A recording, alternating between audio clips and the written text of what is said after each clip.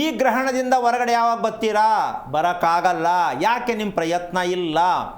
ಸೋಮಾರಿತನದ ವಿಚಾರ.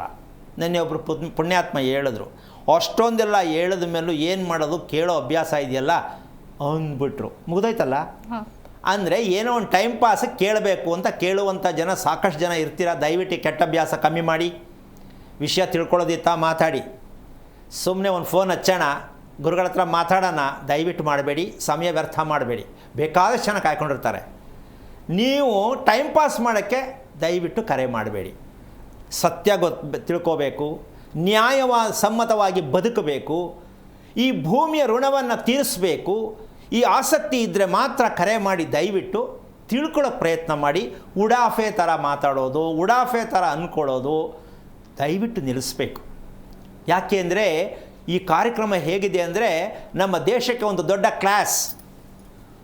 ಶಿಕ್ಷಣ ವ್ಯವಸ್ಥೆಯನ್ನು ಓಪನ್ ಮಾಡಿರತಕ್ಕಂಥ ಈ ಒಂದು ಭವ್ಯವಾದ ಒಂದು ಚಾನಲ್, ಇದು ಪ್ರಪಂಚದ ಇತಿಹಾಸದಲ್ಲಿ ಎಲ್ಲೂ ಸಿಗಲ್ಲ. ಅಂಥದ್ದೊಂದನ್ನು ಈ ಒಂದು ಮಾಧ್ಯಮ ನಿಮ್ಮ ಮುಂದೆ ನಮ್ಮನ್ನು ಕರ್ಕೊಂಡ್ಬಂದು ಕೂರಿಸಿದೆ. ತಿಳ್ಕೊಳ್ಳಿ, ಪ್ರಯತ್ನ ಮಾಡಿ ಅಂತ.